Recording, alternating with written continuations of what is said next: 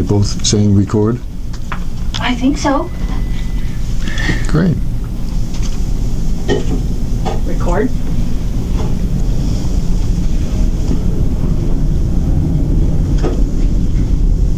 Yep. Okay. Good. Take one. Take one. Let me close the door. Okay, are you ready for this? Sure. Okay, what are we going to talk about this time? I don't know. All right, Jesus, okay. That's what I say. We've gone around the world. Immigration. Okay. Why not? Yeah. Yeah, Florida's a good Hotbed. Mm-hmm. Hello, my name is Lou Green, and I'm reporting from the Green Goddess Studios in Tampa, Florida. Our guest today is Sharon Calvert, the co-founder of the Tampa Tea Party and the lady who knows a lot about what's going on in Tampa Bay and the people that the politicians, she's the lady that the politicians are afraid of. Fucking. Take two. Take two. Okay. Hello, my name's Lou Green, and we're reporting today from the Green Goddess Studios in Tampa, Florida for the Central Valley Hornet. Our guest today is Sharon Calvert, the co-founder of the Tampa Tea Party and the lady who actually knows what's really going on in the Tampa Bay area. Isn't that right, Sharon? I try to. I keep trying to inform everyone else as well. And you're doing a great job. Well, thank you. Oh, yeah.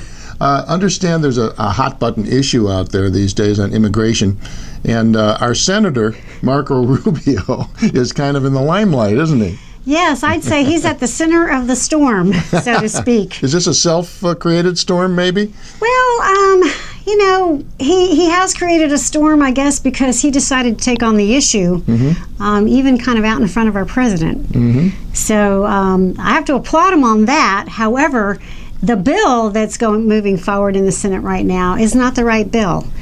And if we don't secure our borders first and then deal with immigration, 10 years from now we'll be dealing with the same problem, because we saw it happen after 1986 with that bill, and here we are later with millions more illegal immigrants in our country. Then how do you afford to absorb these millions of people into the system? Well, I think, again, we've got to stop the hemorrhaging first.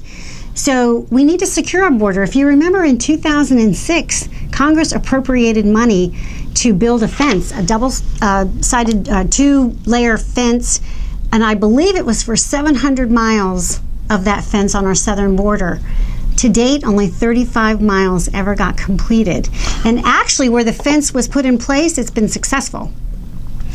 So we need to complete that fence. The money was appropriated. What happened to that money? Where is that money? It kind of like maybe disappeared and went to something else. Is this one of those things where the money's appropriated but it really isn't because they know it? Well, when the money's appropriated, we have to say a lot of it really isn't, because one of every $3 is borrowed. That's right. Yeah. But we do need to secure the border, because it's been 12 years after 9/11, and you would think, and I think a lot of Americans would say, it's appalling and unacceptable that we haven't secured our borders, not only from a security perspective, but from a sovereignty perspective as well.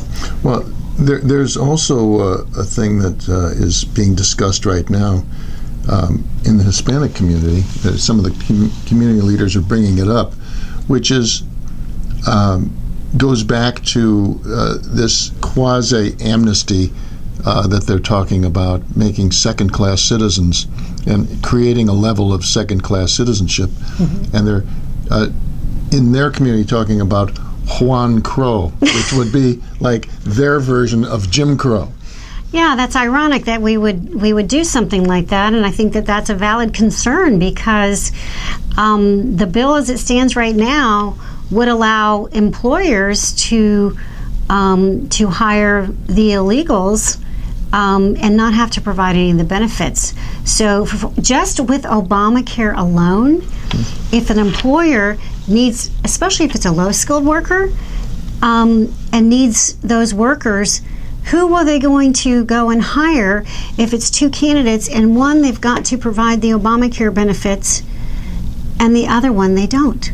I mean, we are creating two classes of people here, or employees here in this country.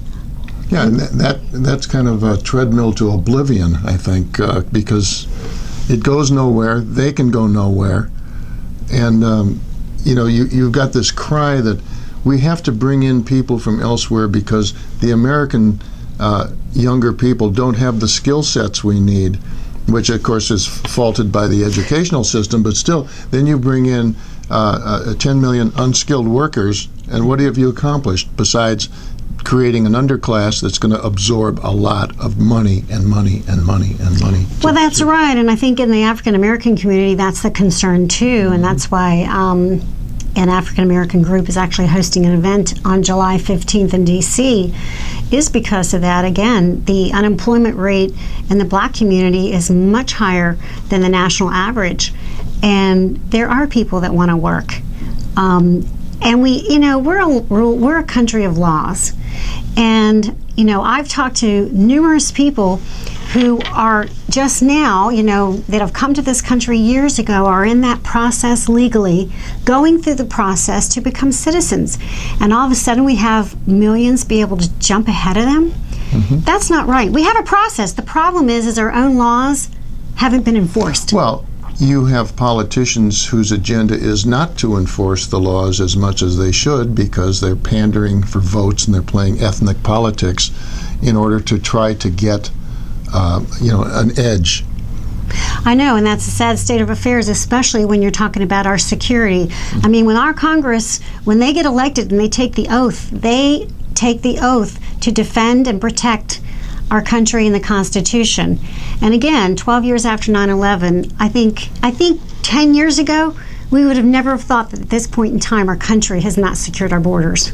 It's amazing that they have this discussion at all. My grandparents came here in the 1890s and through Ellis Island and all that kind of stuff, and they brought skills with them. And they came from Germany, and they stopped speaking German the day they got out of there.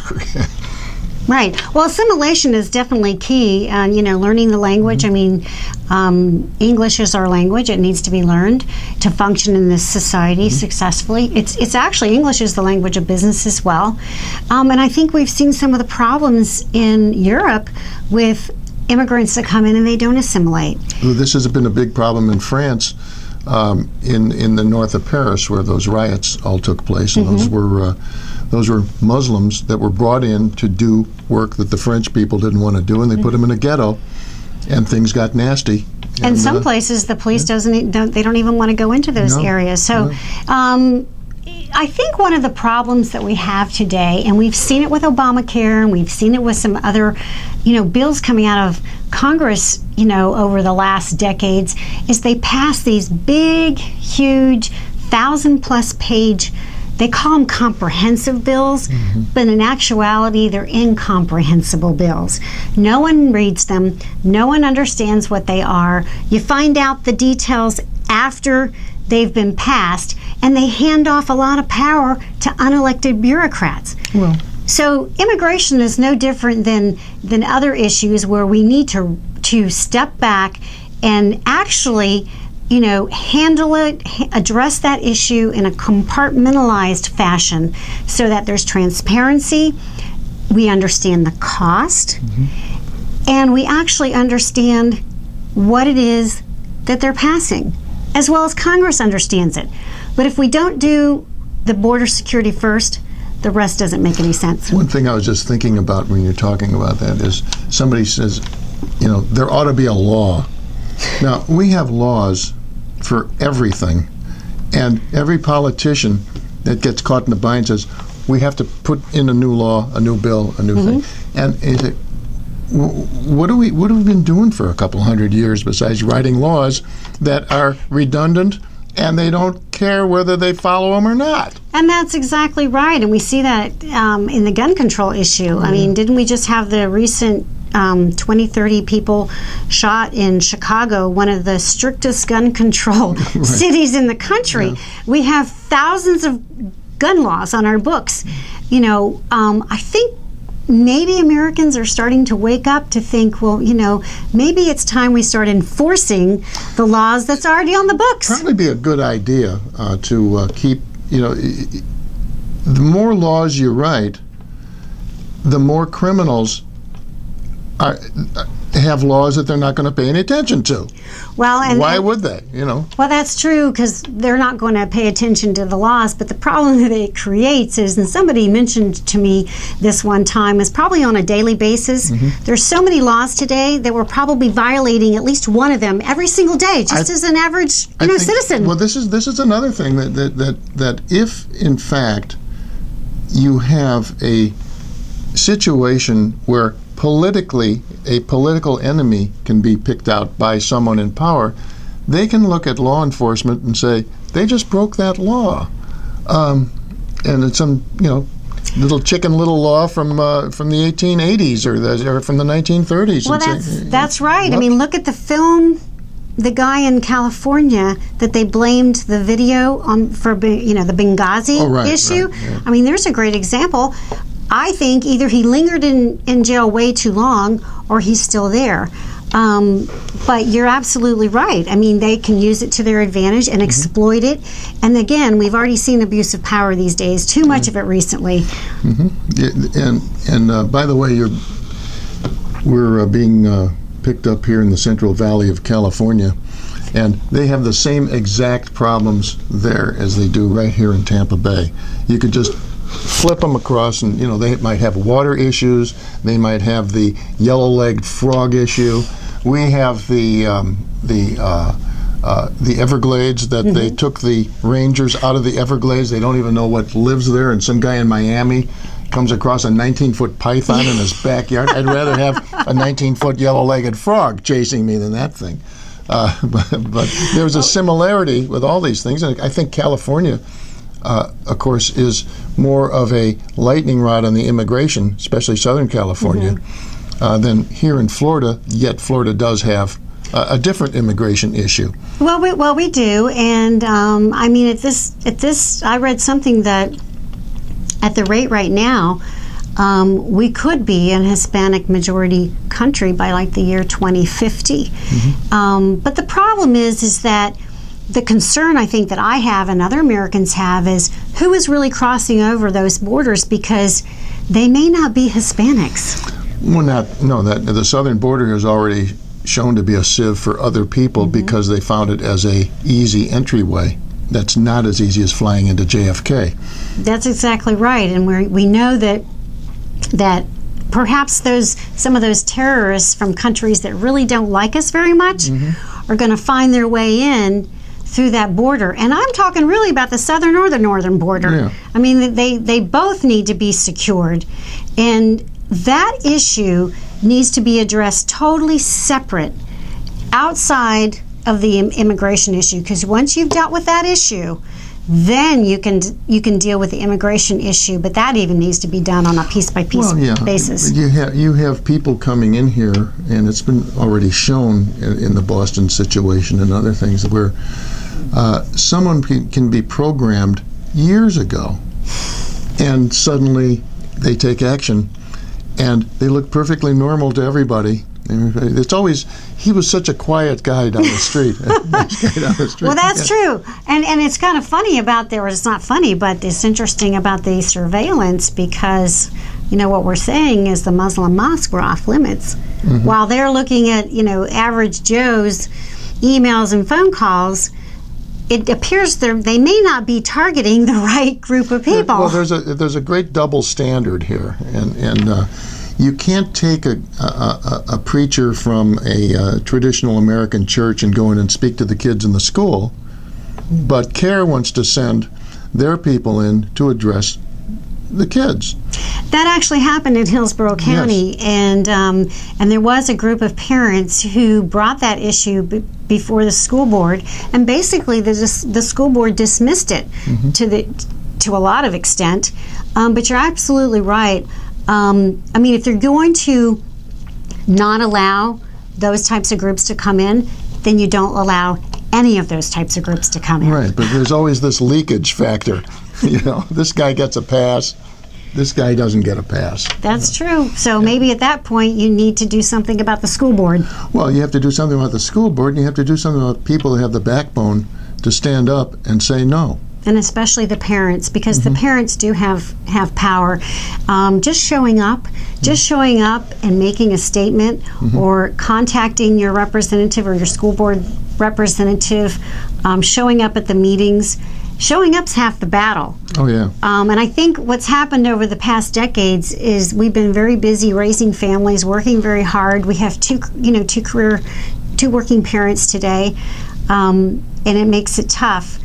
And it shouldn't be that hard. But really, you can make a huge difference when you stay engaged and get involved. Well, for example, in the Central Valley or in the Sunshine State, where we are, in paradise, that's what we like to call it.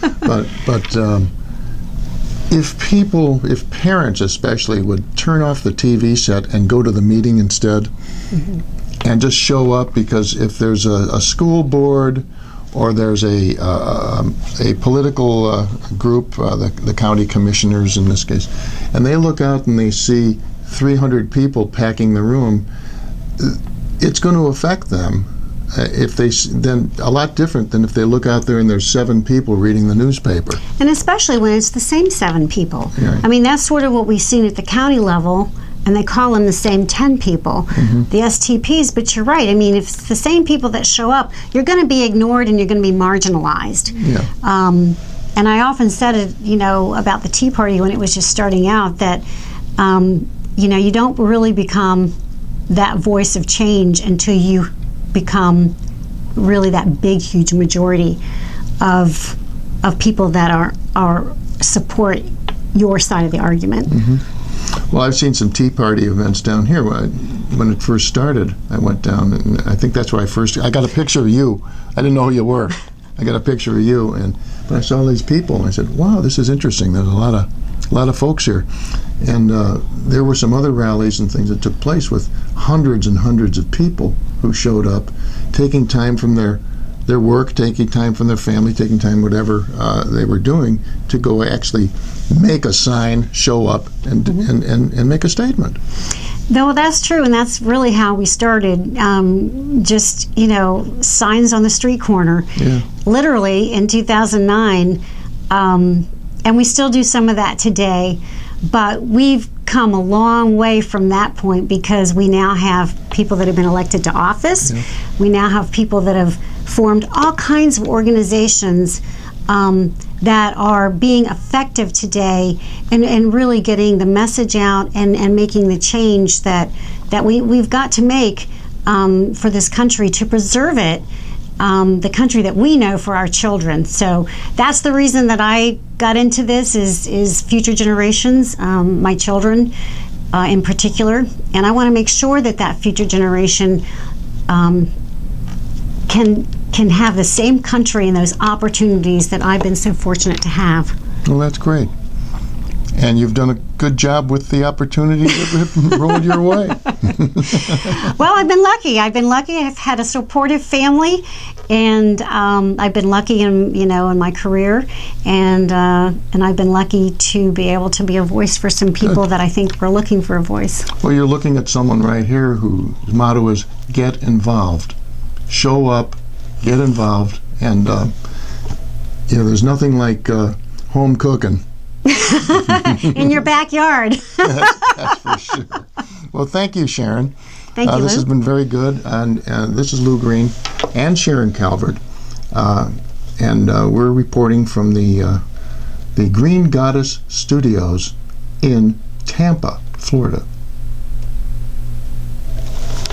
All right. That's it. Woohoo! Look at these.